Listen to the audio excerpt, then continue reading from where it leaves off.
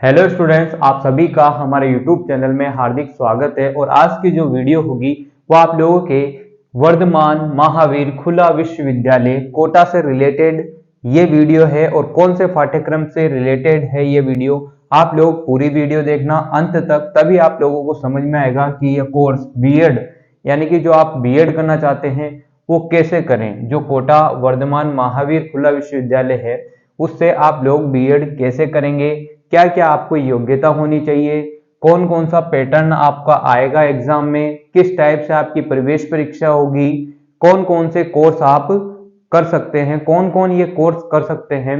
मतलब ये बीएड का जो कोर्स है वो कौन स्टूडेंट कर सकते हैं, क्या इसका क्राइटेरिया है, क्या एलिजिबिलिटी है, ये सारी चीजें आप लोगों को पता होनी चाहिए।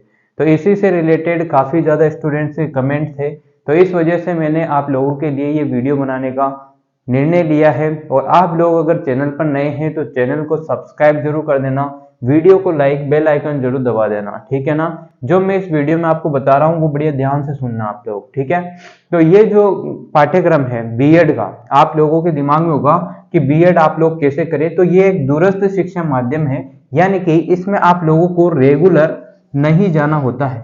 समझ रहे हो ना आप बात। दूरस्थ का मतलब होगा ये ड्यूरेशन बेस पर होगा, यानी कि दूरस्थ माध्यम से होगा। जैसे कि आप घर बैठे बैठे भी आप ये पाठ्यक्रम या ये कोर्स आप कर सकते हो। जैसे आप घर पर हैं और आपको बीएड करनी है और आपको कॉलेज नहीं जाना है, तो इस संदर्भ में ये वर्धमान महावीर खुला विश्वविद्यालय इस टाइप के कोर्स आप लोगों के लिए लेकर आता है। तो ये कोर्स कौन कर सकते हैं वो आपको अभी बताऊंगा मैं। तो बीएड करने के लिए आप लोगों को प्रवेश परीक्षा होगी, बीएड के लिए एक प्रवेश परीक्षा होगी। इसमें आप लोग के जैसे कि बीए में या फिर जो बीएससी है या जो बीकॉम है उसमें आप लोगों के कम से कम जो जनरल और ओबीसी कैटेगरी के स्टूडेंट हैं, जनरल ओबीसी कैटेगरी के, उनके 50% मार्क्स होने चाहिए। किसमें? बीए, बीएससी, बीकॉम, यानी कि ग्रेजुएशन में 50% मार्क्स होने चाहिए। और पोस्ट ग्रेजुएशन अगर किसी ने कर लिया है तो उसके पोस्ट ग्रेजुएशन में भी वही मार्क्स होने चाहिए, 50% जनरल और ओबीसी के लिए। अब आप सोच रहे होंगे एससी एसटी और जो भी अदर कैटेगरी है उनके लिए क्या होना चाहिए। तो एससी एसटी को 5% आरक्षण का यहाँ पे फायदा होता है। अब ईडब्ल्यूएस भी इसमें आ चुका है और फिजिकल हैंडीकैप तो है ही साथ में। तो आपको 45% मार्क्स आपके होने चाहिए बीकॉम, बीए या बीएससी में।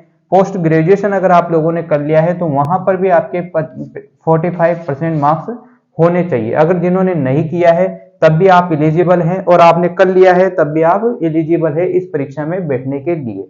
तो इस परीक्षा में आप लोग जैसे ही एग्जाम के लिए प्रिपेयर करेंगे, इसका जो शुल्क लगता है वो आपको पोर्टल पर शो हो जाएगा। जो भी शुल्क इसका लगता है एंट्रेंस एग्जाम का, एंट्रेंस एग्जाम वाइज यहाँ पर पेपर होता है। अब 2023 की बात करें तो 523 करीब पोस्टें थी। तो इसमें आप लोगों का चयन जो होगा वो प्रवेश परीक्षा के हिसाब से होगा। ऐसा नहीं है कि सारे एक साथ कर लोगे आप, जितने भी हैं उनको सबको करा देंगे, ऐसा कुछ भी नहीं है। लिमिटेड सीटें होती है। 523 पिछली बार यानी कि 2023 इस बार थी, पिछली बार नहीं इस बार थी। अब ये तो पूरा मतलब प्रोसेस खत्म हो गया है 2023 का। तो अब आप लोग 2024 के हिसाब से ये वीडियो देखना। 2024 में आप लोग कर सकते हैं। 2023 का पोर्टल अभी सितंबर में इसके आंसर की रिलीज हो जाएगी, तो ये मैटर खत्म हो चुका है। फिर उसके बाद आप लोग ये देखो, आपको पता चल गया बीएड कैसे करनी है। इसमें दूरस्थ माध्यम से होगी, आपको पता ही है। अब योग्यता क्या होगी? योग्यता मैंने आप लोगों को ये बता दिया है पूरा, ये आपका होना चाहिए। योग्यता के अंदर प्रवेश परीक्षा आपकी होगी, ऑब्जेक्टिव टाइप आपसे क्वेश्चन पूछे जाएंगे और उसी के हिसाब से ऑब्जेक्टिव टाइप में क्या क्या सिलेबस होगा वो अभी आपको बताएंगे। ये पहले ये तीनों मोस्ट क्वेश्चन आपके कंप्लीट हो जाए, फिर ये कहना चाह रहे हैं कि ये कोर्स कौन कौन कर सकते हैं। तो ये मोस्ट इंपोर्टेंट बात है, समझ रहे हो आप। ये आपको पता होना चाहिए। एक तो आप सारे ही यहाँ पर एलिजिबल हो जाओ तो ऐसा नहीं होगा। तो आप लोगों को मैं बताना चाहता हूं, जैसा कि यहाँ पर लिखा हुआ है, जैसा कि आपको बहुत सारे स्टूडेंट को ये भी डाउट है कि ये एलिजिबिलिटी मैंने ये एलिजिबल है कोर्स या नहीं है, या इसको मान्यता प्राप्त है या नहीं है। तो ये यूजीसी के थ्रू मान्यता प्राप्त है, ध्यान रखना, यूजीसी के थ्रू मान्यता प्राप्त है। और किसके थ्रू मान्यता प्राप्त है? ये यूजीसी के थ्रू मान्यता प्राप्त है। और एक और है एनसीटीई के अनुसार भी ये मान्यता प्राप्त कोर्स है। तो ये यानी कि वेलेबल कोर्स है। इसमें कोई भी आपको ऐसा कुछ भी नहीं है कि आप लोग नहीं कर सकते हैं। ये मतलब आप लोगों को नौकरी दिलाएगा और ऐसा कुछ भी नहीं है जो आप लोग सोच रहे हो कि अगर आपको ये कोर्स कर लिया तो ये डिग्री बेकार जाएगी, ऐसा कुछ नहीं है। ध्यान रखना ये चीज है ना। अब आप लोगों को बता देता हूं कि कौन कौन ये कोर्स कर सकते हैं। जैसा कि आप सभी को पता होगा कि ये कोर्स ड्यूरेशन पर वही करते हैं जो या तो खुद पहले से ही टीचर हो। अब आप लोग सोच लेंगे बीएड ही नहीं करी तो टीचर कहां से हो गए। तो जैसे कि आप सभी को पता है, जैसा कि आप सभी को पता है कि इसमें टीचर कौन बनते हैं, जिन्होंने बीएड नहीं करी है। जैसे कि जो बीएसटीसी स्टूडेंट है, जो बीएसटीसी स्टूडेंट है या जिन्हों की डीएल या जिन्हों की डीएलएड, एक बार मैं देखता हूं फिर आपको बताता हूं।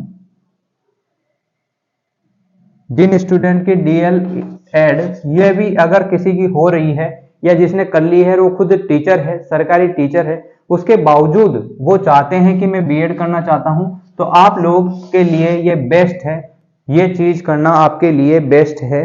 ठीक है, इसमें आप लोग एनसीटीए से मान्यता प्राप्त अगर उत्तीर्ण हैं तो आप ये कोर्स कर सकते हैं। ठीक है, साथ में ही आप अगर राजकीय या फिर यानी कि गवर्नमेंट और नॉन गवर्नमेंट कॉलेज से, सॉरी कॉलेज नहीं, स्कूल से, गवर्नमेंट स्कूल या जैसा कि ये बीएसटीसी और डीएलएड वाले गवर्नमेंट टीचर जो रहते हैं, या गवर्नमेंट स्कूल से जो है या नॉन गवर्नमेंट स्कूल से जो भी टीचर हैं जिनके पास एक्सपीरियंस है कम से कम 2 साल का, वो भी यहाँ पर जो कक्षा 1 से और 5वीं तक तथा कक्षा 1 से 8वीं तक के पढ़ाने वाले अध्यापक हो, मतलब पहले से अध्यापक हो, वो ये कोर्स कर सकते हैं बीएड का।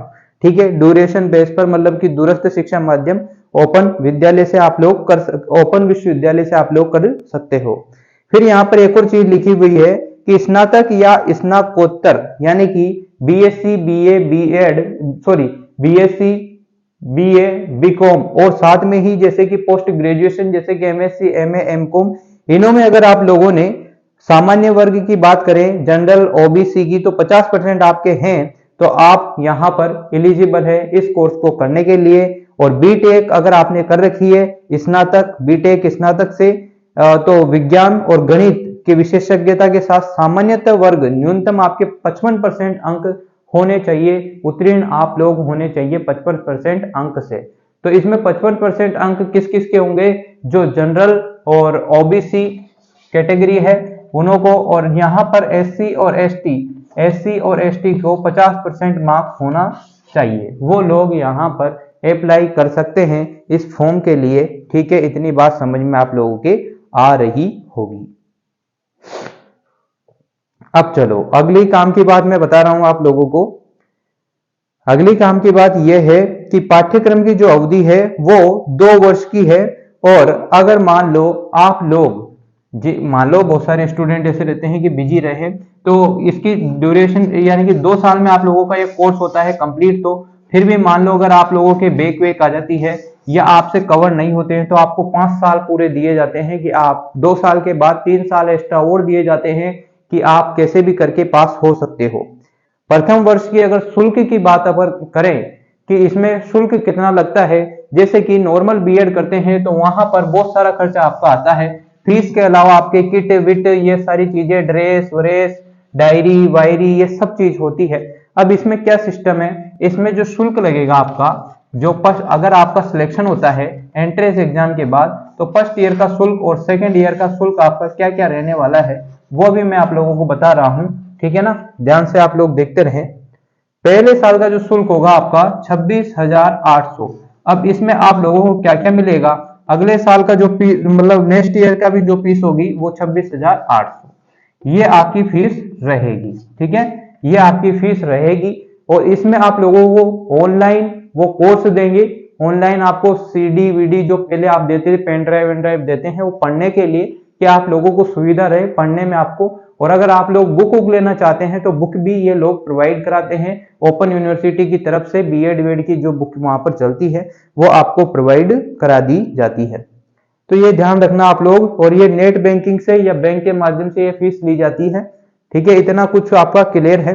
और अगर आप लोगों को एक्सपीरियंस है पढ़ाने का और अगर आपके पास अनुभव प्रमाण पत्र है तो वो भी आप लोग लगाएं, उससे आप लोगों को हेल्प मिलेगी और आपको आराम से ये कोर्स करने दिया जाएगा। अगर आपको अनुभव है तो अनुभव प्रमाण पत्र आप लोग लगा सकते हैं। 1 से 8वीं तक या 1 से 5वीं तक जो भी, कम से कम आपकी शिक्षण अनुभव 2 वर्ष का होने की बाध्यता नहीं है। आपको कितने भी वर्ष का हो, 2 से भी ज्यादा का भी है तो भी चल जाएगा, कोई दिक्कत नहीं है।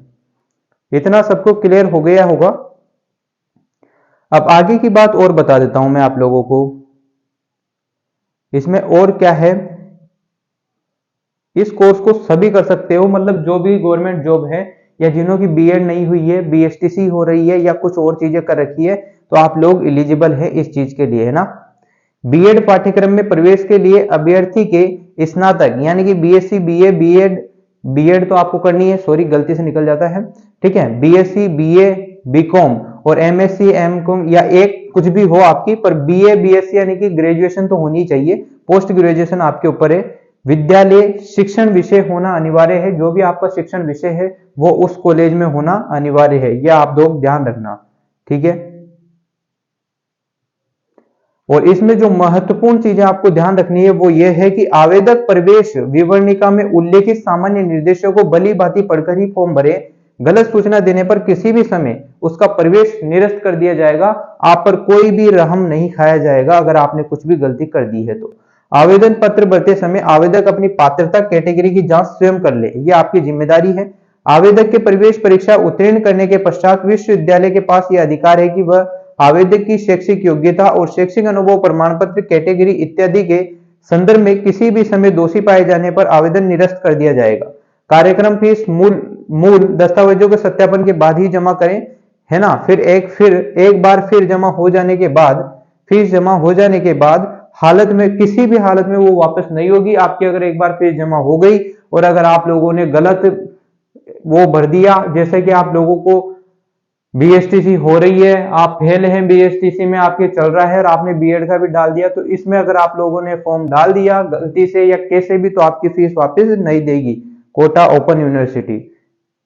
और यहाँ पर जो भी शुल्क जमा होगा चालान के माध्यम से होगा। सेम प्रोसेस, काउंसलिंग वाउंसलिंग सारा प्रोसेस वही पीटीईटी की तरह इसमें चलता है, ये ध्यान रखना आप लोग, है ना। अब आगे की बात मैं आपको बता देता हूं कि विद्यार्थी के क्षेत्रीय केंद्र और अध्ययन केंद्र का आवंटन कहां कहां होगा। इसमें आप लोग कहां कहां से कर सकते हो, तो अजमेर से कर सकते हो, बीकानेर से, जयपुर से, जोधपुर से, कोटा से, उदयपुर से और भरतपुर से आप लोग कर सकते हैं। अब आप ये भी ध्यान रखना कि यहाँ पर कौन कौन से कॉलेज हैं, ये भी मैं आप लोगों को बता रहा हूं, ठीक है। जो पहला कॉलेज है अजमेर में है वो है हरिभाऊ उपाध्याय महिला शिक्षक महाविद्यालय शिक्षण संस्थान, जो कि हटुंडी अजमेर में है, ठीक है। यह ध्यान रखना, पहला कॉलेज है जहां से आप लोग कर सकते हो। दूसरा महिला कॉलेज है तो महिला ही करेगी, नॉर्मल सी बात है। दूसरा जो कॉलेज है वो बीकानेर में है, राजकीय उच्च अध्ययन शिक्षण संस्थान बीकानेर में। अगला जो है वो जयपुर में है, SSG Pareek college of education Jaipur में। और जयपुर में एक और कॉलेज है SS जैन सुबोध महिला टीटी कॉलेज जयपुर में है। एक जोधपुर में है श्री महालक्ष्मी महिला शिक्षण परीक्षण महाविद्यालय, ठीक है। उसके बाद एक और जोधपुर में है श्री RN मेमोरियल महिला टीटी कॉलेज जोधपुर। कोटा में भी 2 कॉलेज है, जवाहरलाल नेहरू PGTT कॉलेज, और एक है कोटा में मॉडल अध्ययन केंद्र VMOU कोटा, जो कि खुद यूनिवर्सिटी कैंपस में है, ओपन यूनिवर्सिटी में। एक उदयपुर में है राजस्थान महिला टीटी कॉलेज उदयपुर, एक भरतपुर में है महाराजा सूरजमल टीटी कॉलेज भरतपुर में। जहां पर आप लोग जो ओपन से करना चाहते हैं वो कर सकते हैं, यहां से आपको कॉलेज यहां पर मिल जाएगा। अब इसके बाद आप लोगों को और सूचना मैं दे रहा हूं, वो सूचना ये है कि आप लोगों के आएगा क्या क्या, मतलब पेपर में आप लोगों का पैटर्न क्या क्या होगा, ये सारी चीजें भी आपको बता रहे हैं। थोड़ा सा इंतजार आप लोग करें, थोड़ा सा इंतजार आप करें। और अगर आपको इंफॉर्मेशन अच्छी लग रही है तो आप लोग इसको ना शेयर भी करते रहें और वीडियो को लाइक वाइक भी कर देना, ठीक है। इतना कुछ तो आप कर ही सकते हो। और आपके पास अगर अनुभव प्रमाण पत्र है तो आप लोग वो पूरा भर दें। इसमें आपको यूनिवर्सिटी की तरफ से अनुभव प्रमाण पत्र मिलता है, वो आपको भर देना है और कॉलेज का मतलब वो आपको कॉलेज को प्रोवाइड भी करा देना है वो चीजें। अब इसमें आप लोगों के क्या क्या चीजें आने वाली है मैं आपको बता देता हूं। सिलेबस आपका क्या होगा, सिलेबस आप लोग ध्यान रखना, सिलेबस मेन है आपका। जो एंट्रेंस एग्जाम के थ्रू ही आपका पेपर होगा, पहले पेपर होगा, फिर पेपर में आपके मार्क्स आएंगे, उसके हिसाब से जितनी पोस्टें होगी उसी के हिसाब से आपको एडमिशन मिलेगा। पहला आपका आता है मानसिक योग्यता, पहला आएगा आपका मानसिक योग्यता। दूसरा आपका आता है सामान्य दक्षता, सामान्य दक्षता। तीसरा आपका आता है शिक्षण से संबंधित जो भी क्वेश्चन होंगे, शिक्षण। चौथा आपका आता है हिंदी और इंग्लिश।